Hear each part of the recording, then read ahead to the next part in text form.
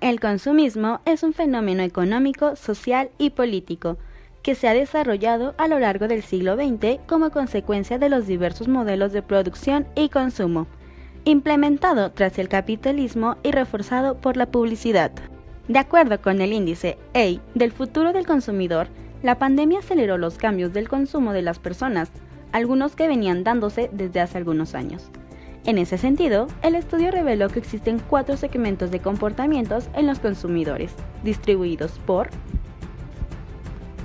un 27% que está recortando los gastos, un 11% que prefiere quedarse en casa y pedir a domicilio, un 35% que guarda sus recursos y lo que compran lo hace con el fin de almacenar, pues les preocupa los efectos que la pandemia pueda causar a largo plazo.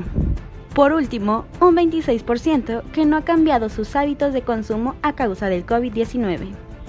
Aunque los avances alcanzados en la investigación de la vacuna anti-COVID-19 han logrado calmar la turbulencia de los mercados internacionales de valores, y la confianza está mostrando una reacción positiva.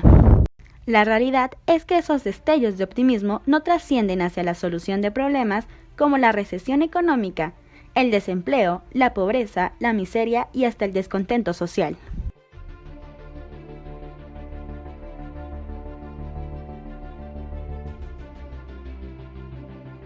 Según el estudio de A Future Customer Index, surgirán 5 perfiles de consumidor en la etapa posterior al COVID-19, los cuales fueron categorizados de acuerdo a sus comportamientos y necesidades en el marco de esta coyuntura.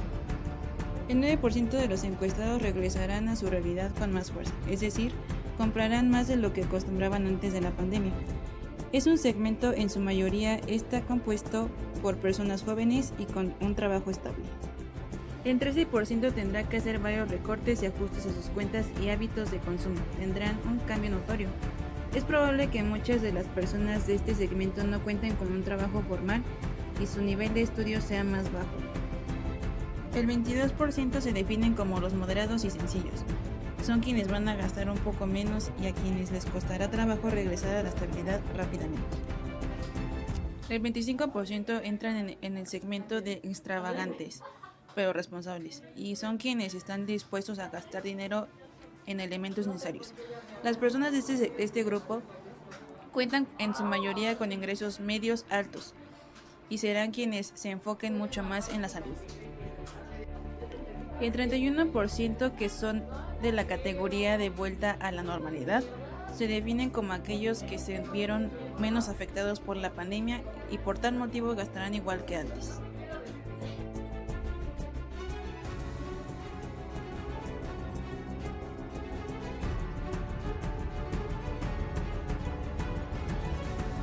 Los estragos económicos han sido catastróficos. Hemos visto cómo decenas de negocios han cerrado debido a las restricciones en nuestro país. Hoy estaremos hablando acerca de los efectos económicos de la pandemia.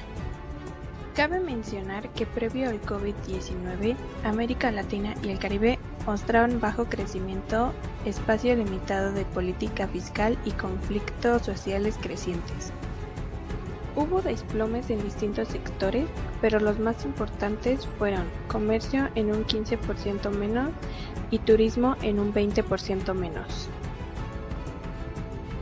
De acuerdo con el INEGI, el PIB cayó 8.5% en el 2020, la mayor caída registrada desde 1932, y en el 2021 la mayoría de los analistas coinciden en que crecerá entre 4% y 5%. El desplome del PIB generó entre 10 y 12 millones de nuevos pobres el año pasado, según cálculos de BBVA. En el 2018, de acuerdo con el Coneval, 61.1 millones de personas tenían un ingreso menor a la línea de pobreza por ingresos y otros 21 millones, 16.8% de la población, inferior a la línea de pobreza extrema por ingresos. Hubo cierre de más de 2 millones de empresas, algunas de ellas se han declarado en quiebra.